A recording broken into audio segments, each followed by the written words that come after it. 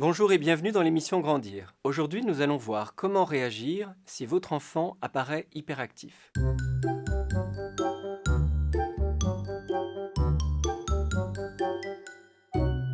Qu'il ait été ou non diagnostiqué hyperactif, je vais parler des enfants qui sont impulsifs, qui ne tiennent pas en place, qui sont distraits, qui ont du mal à être attentifs trop longtemps à un enseignement, par exemple. D'abord, on va diminuer les sources de stress. Le stress favorise l'hyperactivité. On va aussi diminuer les temps d'écran. Certes, l'enfant qui est hyperactif est plutôt calme devant un écran. Le problème, c'est que plus il passe de temps devant les écrans, plus en dehors des écrans, il sera hyperactif. On évitera également des exigences trop élevées. On s'adapte quand même aux capacités de l'enfant. Par exemple, on va éviter aussi des situations impossibles pour lui, comme rester assis pendant plusieurs heures dans un repas de famille où il faudrait qu'il se tienne très sagement.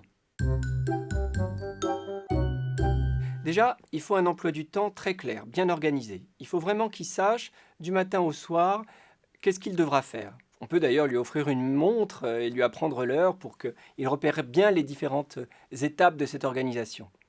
Et puis on lui proposera des règles très claires, très codifiées. Des règles qu'on pourra même écrire, noir sur blanc, et afficher. Des règles qui bien sûr évolueront en fonction de son âge, mais qui ne changeront pas en fonction de votre humeur. Il saura toujours ce qu'il doit faire et ce qu'il ne peut pas faire. On pourra même mettre quelques petits panneaux signalétiques, par exemple dans les toilettes, rappeler qu'il doit lever la lunette avant de faire pipi, par exemple. On peut aussi, ça marche pas mal, faire un tableau des bons points, avec, en listant les choses qu'il doit faire, et un bon point chaque fois qu'il arrive à les faire dans la journée. Et à la fin de la semaine, s'il a suffisamment de bons points, eh bien un petit cadeau. Préférez les bons points aux mauvais points. Les enfants qui apparaissent hyperactifs ont besoin de se défouler. Donc on n'hésitera pas à lui proposer beaucoup d'activités sportives, d'activités physiques. Et si on est conduit à le punir, on ne lui supprimera pas justement ces activités qui sont utiles à son développement.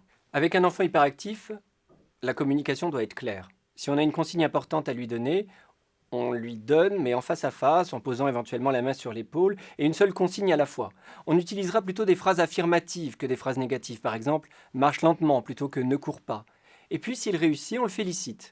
Et avant de donner la consigne suivante, on anticipe. Par exemple, s'il doit aller à l'école alors qu'il est en train de jouer, eh bien, on le prévient un peu à l'avance, une dizaine de minutes à l'avance, pour qu'il ait le temps de se préparer. Un enfant qui a un déficit d'attention doit justement bénéficier de toute votre attention. Et pas seulement quand il fait des bêtises. Il doit bénéficier de toute votre attention et il ne doit jamais douter de votre amour. N'oubliez pas, l'enfant hyperactif ne fait pas exprès de l'être et il a besoin de toute votre bienveillance. Merci de votre attention et à la semaine prochaine.